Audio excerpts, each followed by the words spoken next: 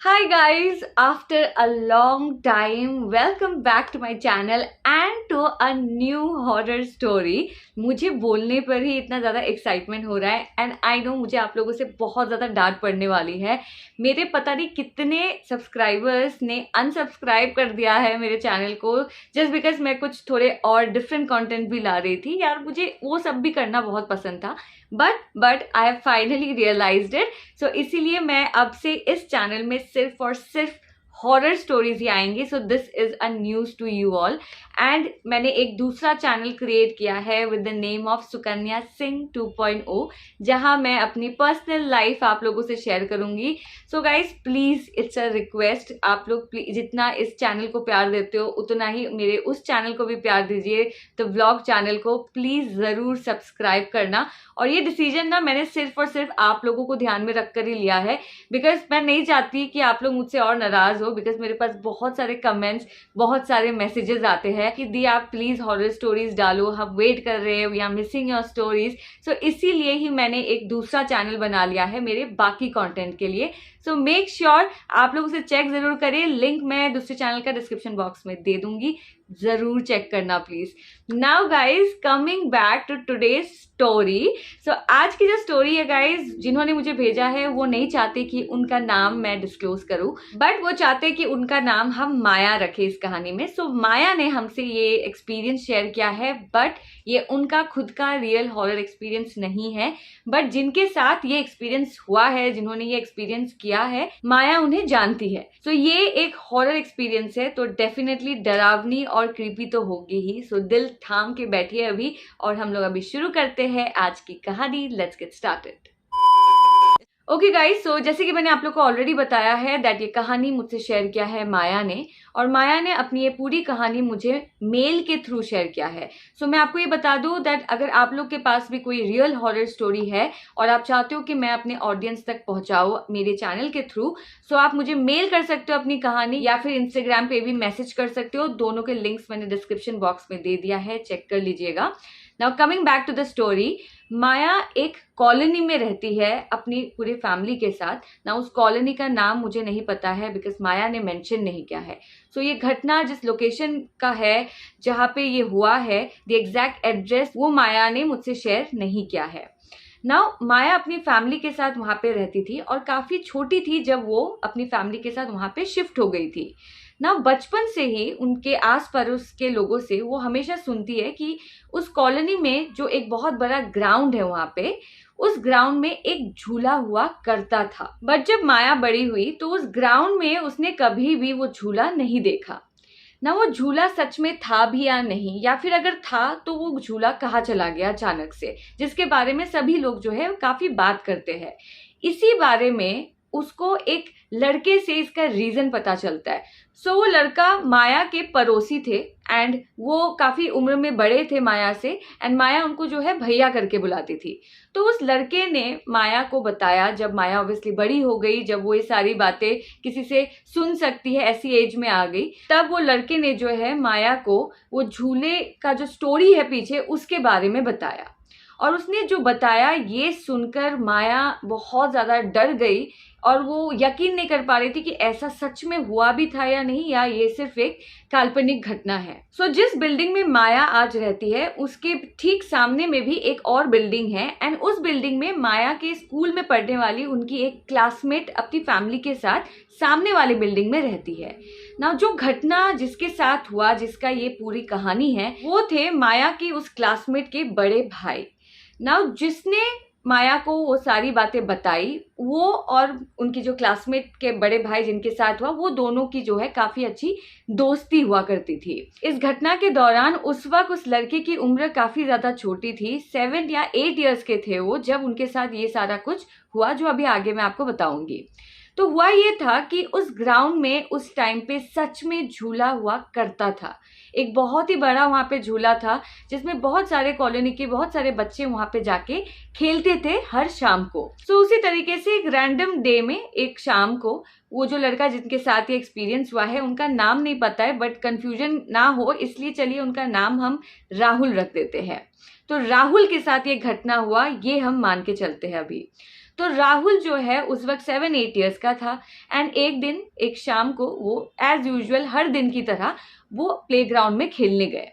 वहां जाके देखा कि उनके जो खास दोस्त थे वो सारे उस दिन नहीं आए खेलने के लिए, तो वो थोड़े से अपसेट हो गए। बट उन्होंने झूला देखा और वो उस झूले में जाके बैठ गए और अकेले ही खेलने लग गए। और उस वक्त उस पूरे ग्राउंड में सिर्फ और सिर्फ राहुल ही वहां पे मौजूद था। बट अचानक से दूर से एक छोटी बच्ची लगभग राहुल के एज की वो राहुल के पास आई और उसने स्माइल करके झूले के दूसरी वाले सीट पे जाके वो बैठ गई और वो भी झूलना झूलने लग गई।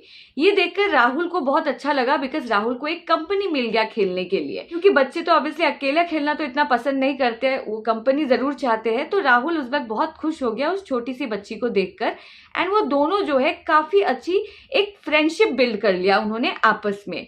तो वो दोनों की दोस्ती काफी अच्छी हो गई और दोनों जो है एवरी डे हर शाम को वो मिलने लग गए उसी ग्राउंड पे।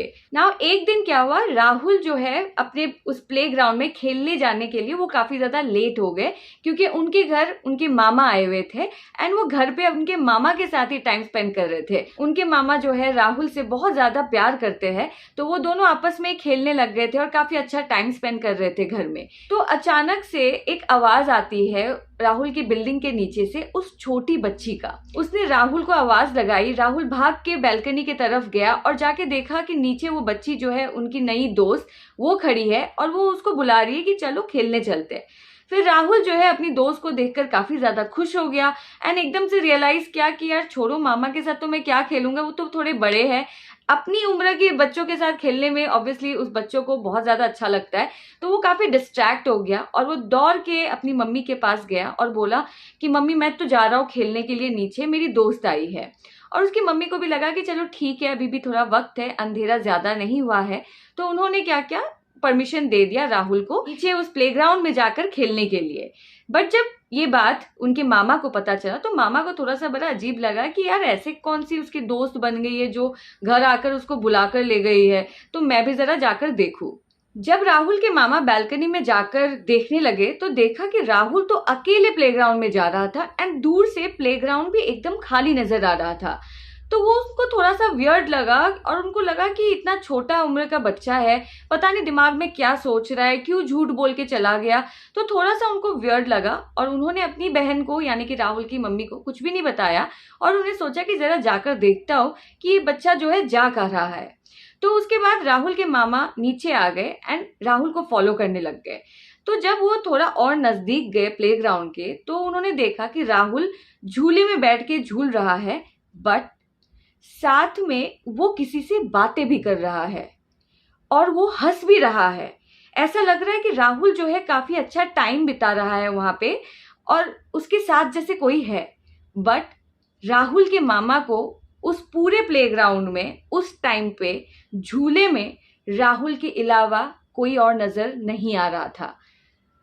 मेरा फिर से वो डरना वाला सिचुएशन शुरू हो गया है बिकॉज बहुत ही अजीब लग रहा है ये बोलते हुए और काफ़ी ज़्यादा डर भी लगता है जब ऐसी चीज़ें कहानी का पार्ट होता है।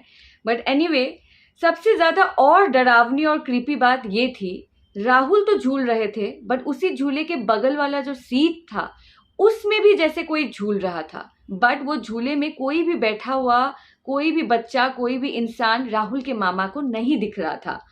ये देख के पैरों तले जमीन खिसक गए थे राहुल के मामा का एंड वो बहुत ज्यादा घबरा गए थे। उनका मन तो ऐसा कर रहा था कि वो जोर से आवाज लगा दे राहुल को एंड बोल दे कि वापस आ जाए, बट उनको फील हो गया था कि कुछ गड़बड़ है, कुछ बहुत ही अनयूजुअल चीज है और इस समय अगर वो आवाज लगा देंगे राहुल को तो शायद राहुल की जान को भी खतरा हो सकता है और साथ में उनका भी। तो इसीलिए उन्होंने कोई आवाज नहीं लगाई और वो वहीं पे खड़े रहे जब तक राहुल जो है खेल के वापस ना आ जाए।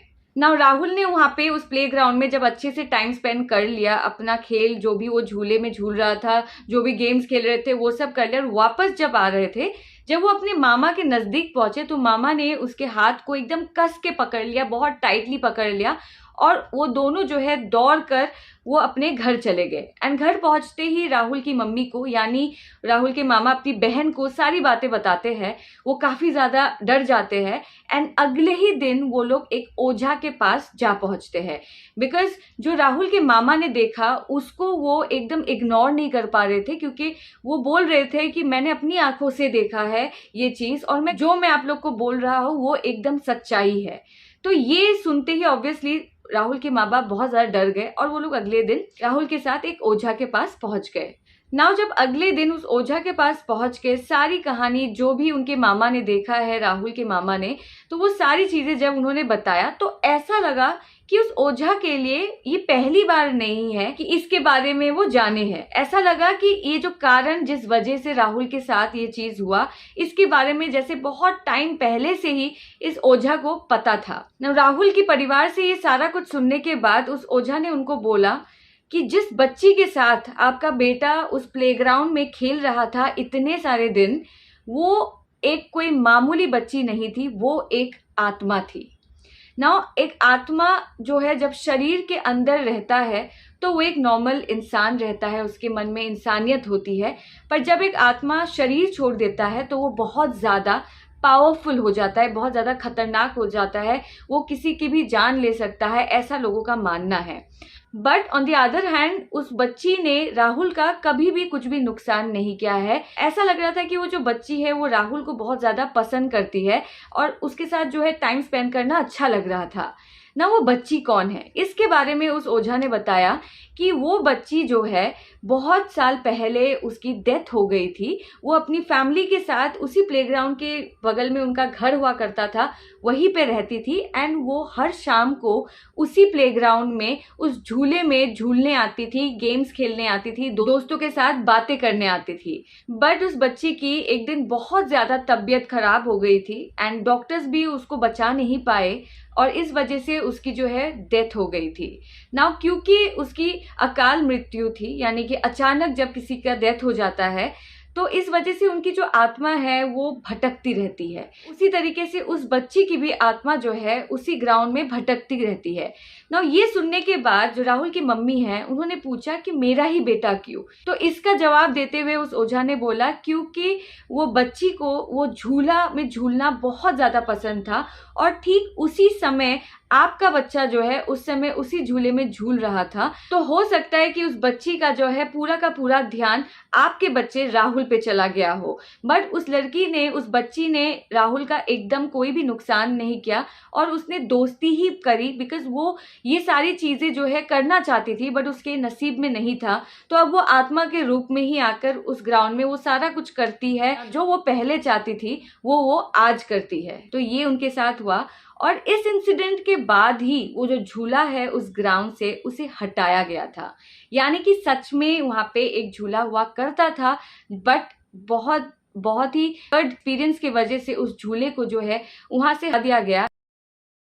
कहते हैं ना कि टाइम हील्स एवरीथिंग, समय सब कुछ भुला देता है। तो ऐसा ही कुछ राहुल के साथ हुआ और वो समय के साथ वो भी आगे बढ़ गए। सो ये रीजन था कि उस ग्राउंड में पहले झूला था और आज पे क्यों नहीं है। इसका रीजन उस जिसे माया भैया बोलती है उसको ये रीजन उन्होंने बताया और काफी वियर्ड चीज था, कोई भी सुन के डर जाए। मतलब ना तो मैं माया को जानती हूँ पर्सनली, ना मैं उस लोकेशन के बारे में जानती हूँ, ना माया को जिसने ये सारी चीज बताई है मैं उन्हें जानती हूँ। बट फिर भी ये जब मैं बोल रही थी मुझे इतना ज्यादा डर लगा। तो जिनके साथ हुआ है और जिनको वो जानते हैं आसपास के लोग, उनको तो कितना ज्यादा डर लगा होगा इस इंसिडेंट के बाद, ये तो मतलब मैं इमेजिन ही बस कर सकती हूँ। बट एनीवे आज सब कुछ एकदम बढ़िया है। सो ये थी आज की हॉरर स्टोरी जो मैंने अभी आपको सुनाई। डू लेट मी नो अगर अच्छा लगा है तो सब्सक्राइब जरूर करिए चैनल को। इसी तरीके के और भी अलग अलग हॉरर स्टोरीज मैं अपने चैनल पे लाती रहूंगी। अब मैं आपसे मिलती हूँ बहुत जल्दी फिर से एक हॉरर स्टोरी के साथ। I will see you guys super soon. Till then take care guys, stay safe and stay home. Bye.